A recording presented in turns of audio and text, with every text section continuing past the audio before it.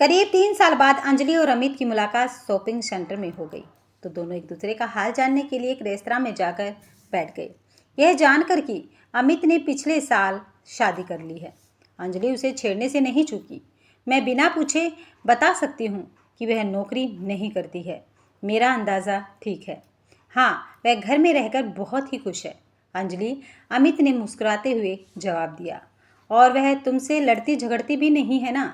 अमित, ऐसा अजीब सा सवाल क्यों पूछ रही हो? अमित के होठों पर फैली मुस्कुराहट अचानक गायब हो गई। तुम्हारी विचारधारा औरत को सदा दबा कर रखने वाली है, यह मैं अच्छी तरह से जानती हूँ। माय डियर अमित, अतीत के हिसाब से तो तुम शायद ठीक कह रही हो, पर अब मैं बदल गया हूँ। अमित ने जवाब दिया। तुम्हारी बात पर मुझे विश्वास नहीं हो रहा है। तब सही बात से शिखा से पूछ लेना। कब मिलवा रहे हो शिखा से? जब चाहो हमारे घर आ जाओ। मेरा यह कार्ड रखो, इसमें घर का पता भी लिखा हुआ है। अमित ने अपने पर्स में से एक विजिटिंग कार्ड निकालकर उसे पकड़ा दिया। मैं जल्दी आती हूँ उस बेचारी से मिलने के लिए। उस बेचारी की चिंता छोड़ो और अब अपनी सुनाओ। तुम्हारे पति तो पायलट है ना? अंजलि ने उसकी टांग खींचना बंद नहीं किया तो अमित ने बातचीत का विषय ही बदल दिया। हाँ, ऐसे पायलट हैं जिन्हें हवाई जहाज़ तो अच्छी तरह से उड़ाना आता है, पर घर गृहस्थी चलाने के मामले में बिल्कुल ज़ीरो हैं। अंजलि का स्वर कड़वा हो गया। क्या तुम दोनों की ढंग से पटती नहीं हैं? अमित की आवाज़ में सहानुभूति के भाव उभर गए। वे अजीब किस्म के इंसान हैं।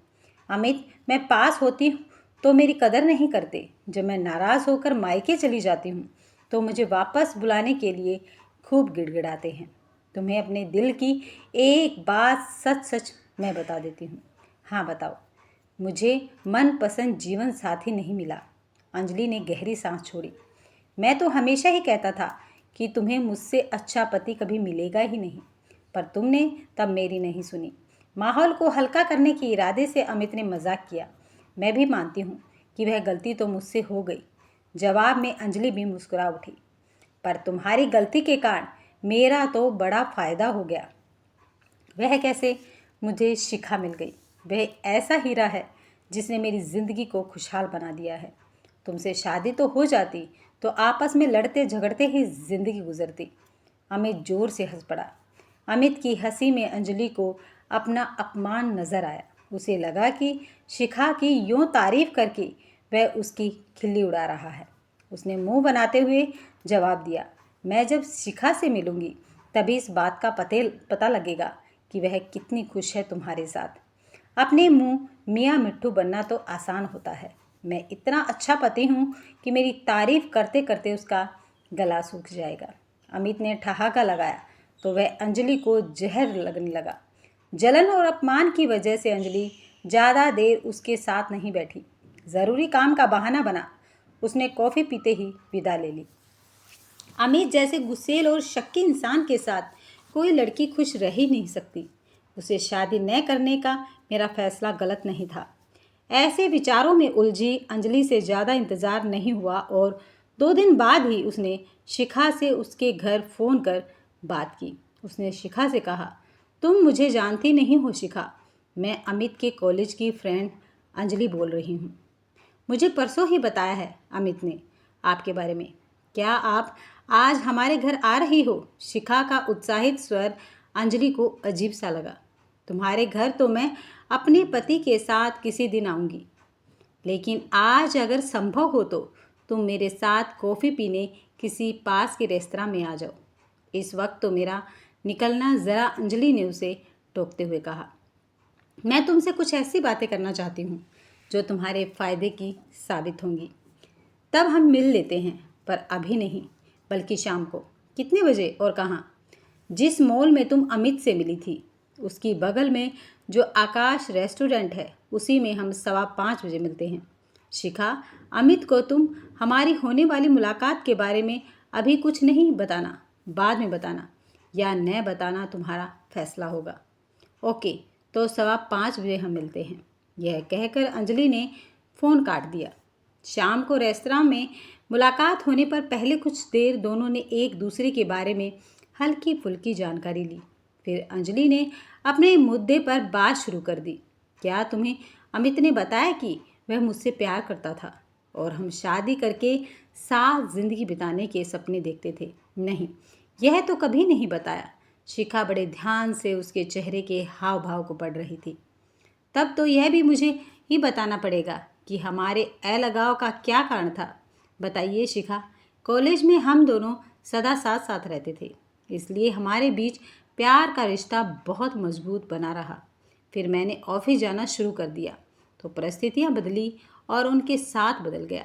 अमित का व्यवहार, किस तरह का बदलाव आया उनके व्यवहार में? वह बहुत ज़्यादा शक्की आदमी है। क्या तुम मेरे इस कथन से सहमत हो? यह तो तुमने बिल्कुल ठीक कहा। शिखा होले से मुस्कुरा उठी। तब तुम समझ सकती हो कि किसी भी युवक से जरा सा खुलकर हंसने बोलने पर अमित मुझसे कितना झगड़ता होगा। तुम्हें भी उसकी इस आदत के कारण मानसिक यातनाएं झेलनी पड़ी होंगी। थोड़ी सी शुरू शुरू में। शिखा की मुस्कुराहट और गहरी हो गई। और अब सब ठीक है। यानी अपने स्वाभिमान को मारकर वह रात दिन के झगड़ों से तंग आकर तुमने घुट घुट कर जीना सीख लिया है। ऐसा कुछ नहीं है, हमारे बीच झगड़े नहीं होते हैं। तुम मुझसे कुछ भी छिपाओ मत, क्योंकि मैं तुम्हें अमित के हाथों प्रताड़ित होने से बचने की तरकीब बता सकती हूँ। अपने एक एक शब्द पर अंजलि ने बहुत जोर दिया। तो जल्दी बताइए ना। शिखा किसी छोटी बच्ची की तरह खुश हो उठी। शिखा की दिलचस्पी देखकर अंजलि ने जोशीले अंदाज में बोलना शुरू किया। मुझे उसने अपने शक्की स्वभाव के कारण जब बहुत ज़्यादा तंग करना शुरू किया तो मैं चुप रहने के बजाय उसके साथ झगड़ा करने के साथ साथ बोलचाल भी बंद कर देती थी। तब वह एकदम से सही राह पर आ जाता था। तुम भी उसके गुस्से से डर कर दबना बंद कर दो। वह खामखा शक करे तो अपने को अकारण अपराध बोध का शिकार मत बनाया करो। अमित को सही राह पर रखने का सही तरीका यही है कि जब वह तुम्हें नाजायज़ तरीके से दबाने की कोशिश करे तो तुम पूरी ताकत से उसके साथ भिड़ जाओ। देखना, वह एकदम से सही राह पर आ जाएगा। कुछ देर खामोश रहकर शिखा सोच विचार में खोई रही और फिर पूछा, तुमने यही रास्ता अपनाया था और वे इसी से सही राह पर आ भी जाते थे, तो फिर तुमने उनके साथ शादी क्यों नहीं की? मैं बार बार होने वाले झगड़ों से तंग आ गई थी। मुझे जब यह लगने लगा कि यह आदमी कभी नहीं सुधरेगा तो मैंने हमेशा के लिए अलग होने का फैसला कर लिया था। अच्छा यह बताओ कि क्या तुम अपनी विवाहित जिंदगी में खुश और सुखी हो? शादी के झंझटों में फंसकर कौन बहुत खुश और सुखी रह सकता है? आपके पति पायलट है ना? हाँ, उनकी पगार 2-3 लाख रुपए तो होगी। यह सवाल क्यों पूछ रही हो?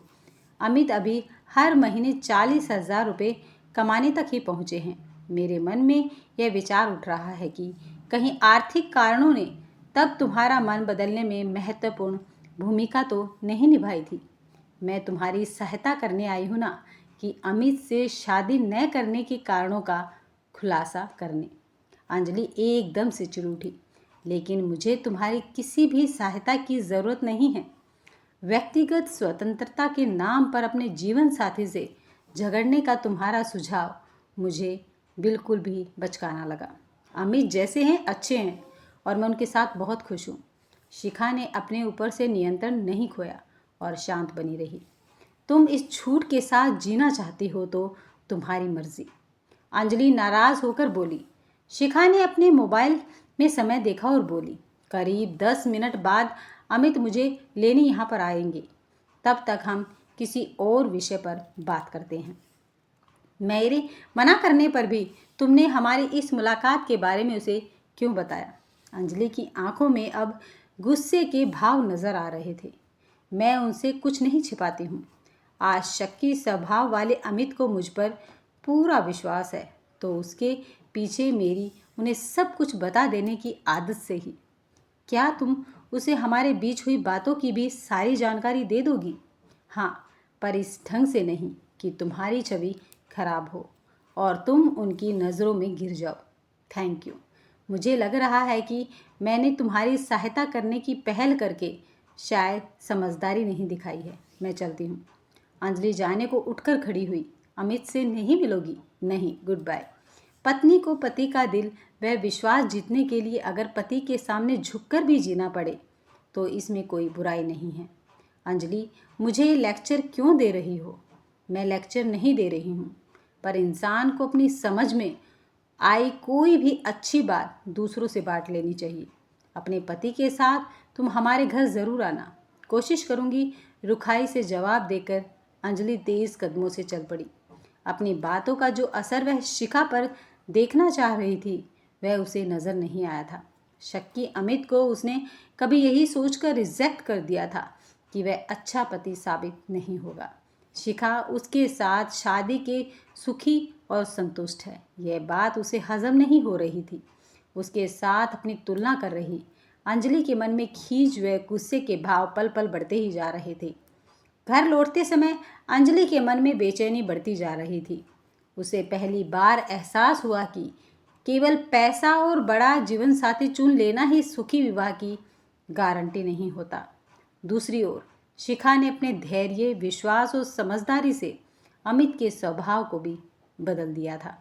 अंजलि समझ गई कि हर रिश्ते की नींव लड़ाई नहीं बल्कि भरोसा और अपनापन होता है। उस रात उसने अपने पति के बारे में भी गंभीरता से सोचना शुरू किया और अपनी गलतियों को महसूस किया।